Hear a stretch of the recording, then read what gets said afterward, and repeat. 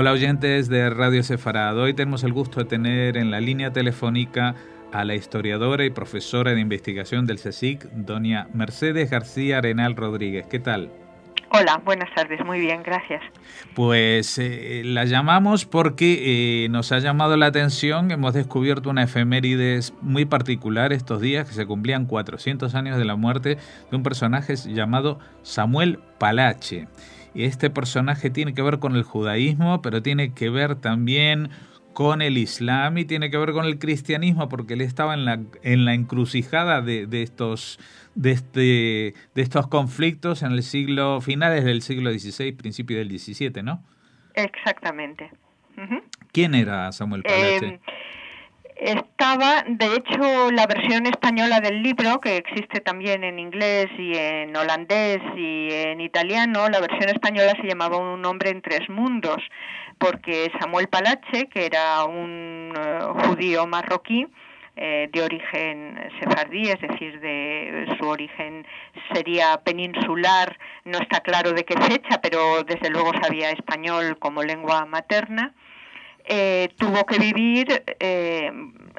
buscarse la vida en España, donde le fue muy mal, en el mundo protestante, digamos, en Holanda y en Inglaterra, y también tener contactos con el Imperio Otomano sin abandonar nunca la base familiar de Marruecos, donde una parte de su familia y de sus hijos continuó viviendo. Él está enterrado en el cementerio ese tan bonito que hay en las afueras de Ámsterdam, Oudekerk, me parece que se llama. Uh-huh. Tiene una lápida muy bonita y su tumba la pintó ese pintor holandés tan famoso que se llama Ruysdael. Es decir, que es un personaje histórico, no de mucha envergadura, que es quizá lo que le hace más interesante, ¿no? No es un personaje histórico importante, pero es de esas personas y esas familias de tono menor de las que debió haber muchísimas, y por eso da sus peripecias y los dilemas en los que estuvieron, da una idea muy vívida de lo que debió de ser la vida en aquellos tiempos. Uh-huh. El apellido Palache tiene algo que ver con la península ibérica, porque igual se suena bastante parecido a Palacios, ¿no? En algunos documentos él aparece como Palacios. Claro, eso es lo que iba a decir. Palache me suena más a un Palacios deformado que a un nombre árabe. Sí, efectivamente. Es un Palacios deformado. Uh-huh. ¿Y cuál es ese papel que jugó, aunque fuera menor? Pues él jugó un papel importante en un mundo a medias entre las relaciones comerciales y las diplomáticas. Él era intermediario y vendía información. Él llega a España en primer lugar como enviado de un sultán marroquí muy importante que se llama Ahmad al-Mansur, que muere en 1603. Y él había estado a su servicio y había hecho algunas gestiones en España con el duque de Medina Sidonia y con el rey, trayendo documentos en árabe y traduciéndolos, y comprando para el sultán marroquí algunos productos que le interesaban. Pues, por ejemplo, les interesaba mucho la cera de las velas, pues que en España se producía muchísimo y en Marruecos se consumía, pero no se producía tanto. Llevaba productos más o menos suntuarios de vuelta de sus tareas. A la muerte de este sultán, que muere por la peste en 1603, hay una guerra civil terrible entre sus hijos, y la peste además pues tiene unas consecuencias grandes, y Samuel Palache agarra a sus hijos y a su familia y se viene a España y intenta entonces, digamos que la experiencia, los instrumentos que tenía, hacerlos valer. Él ya tenía una serie de contactos en España, el duque de Medina Sidonia, por ejemplo, y le dice que él le puede dar información sobre Marruecos.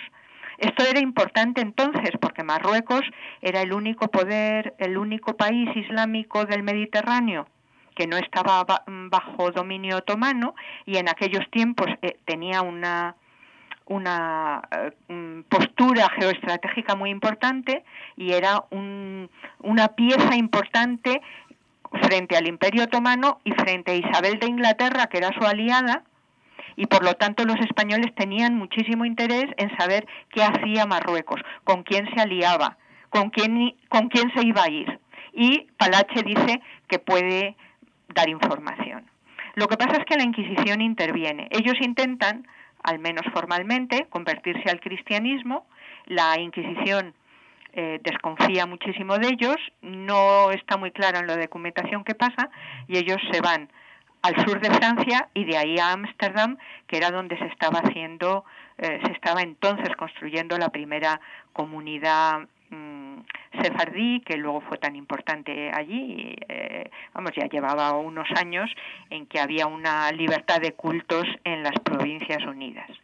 Y desde allí vuelve a establecer contacto con Marruecos y empieza a hacer labores comerciales llevando armas y salpetre para fabricar pólvora a Marruecos, y también diciéndoles a los marroquíes que puede negociar un tratado de comercio entre Holanda y Marruecos, y al mismo tiempo entra en contacto de nuevo con España diciendo que puede informar a España de los contactos de Marruecos con Holanda.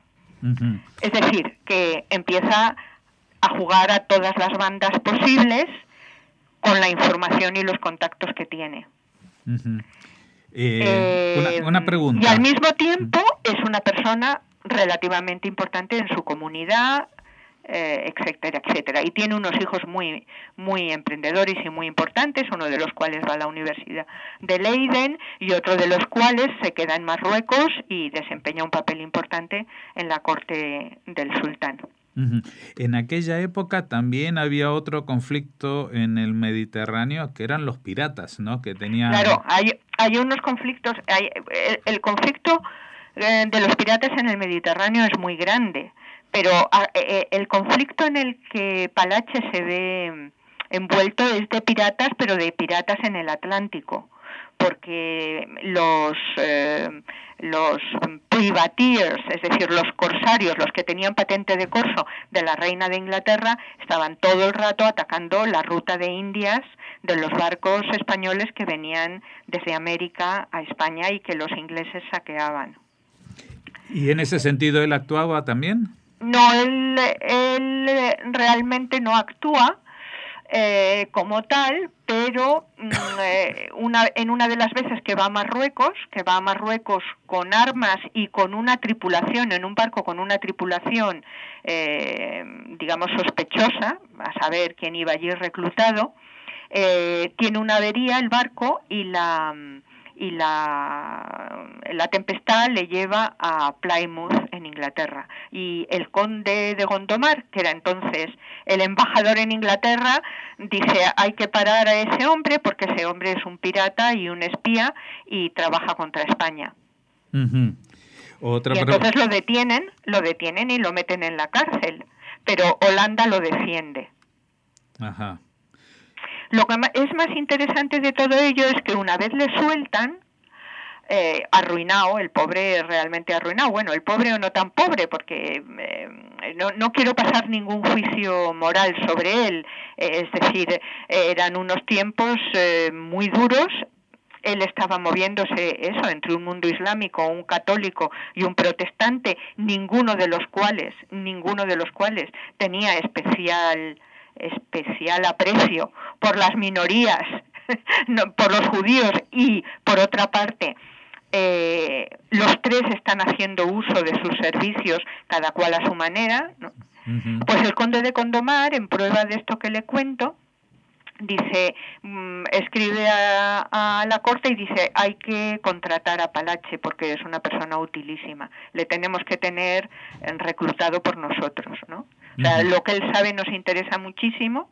Entonces, aunque Gondomar piensa que es un pirata y que es una persona de no fiar, es decir, todos pensaban que de Palache no podía uno fiarse, pero todos pensaban que había que sacar partido a Palache porque tenía unos contactos y unos conocimientos muy útiles y raros.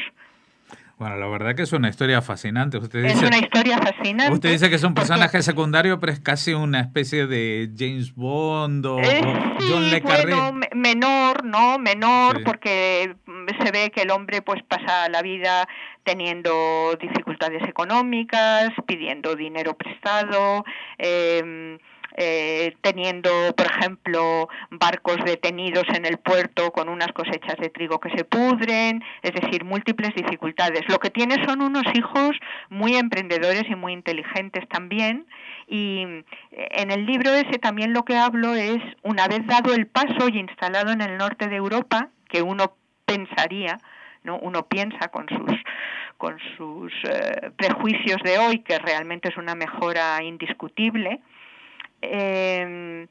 pues parte de ellos prefiere quedarse en Marruecos y cada uno de ellos adopta unas opciones de vida distintas, a pesar de que siguen manteniendo el contacto y la red familiar. Y eso es lo que me parece muy interesante, ¿no? Dentro de que a uno le dan las cartas ya muy marcadas, pues la partida que juega con esas cartas, incluso en circunstancias muy adversas, realmente denota una capacidad de empresa y de iniciativa y de, de arranque con todo ello, que a mí me gustó mucho estudiar y ir mirando así minuciosamente uno tras otro. Hay uno que acaba a Pernambuco, a las colonias holandesas en América, es decir, que tienen un afán mercantil también, y hay otro que escribe a Istambul, a Constantinopla, también diciendo yo puedo facilitar el que se haga un tratado comercial con los holandeses. Es decir, que se sitúan ahí en ese área de expertise, ¿no? Nosotros sabemos de Holanda, de España y de Marruecos, y lo que nosotros sabemos a usted le puede ser útil. Una última cuestión histórica. Mencionábamos que Samuel Palache llega a España alrededor de 1603, creo que habíamos dado la fecha. Sí.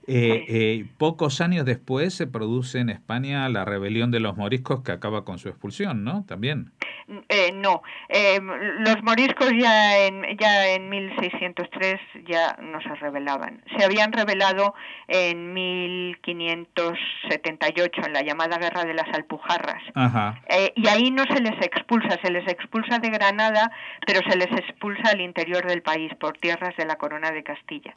En 1609 se decreta la expulsión de los moriscos de todos los territorios de la corona española. La mayor parte de ellos se van a Marruecos y a territorios del Imperio Otomano. ¿Y esto coincide más o menos con la presencia de él o él ya estaba fuera, Palache? Él ya estaba fuera, pero estaba yendo y viniendo a Marruecos, y él en Marruecos tiene contacto con moriscos.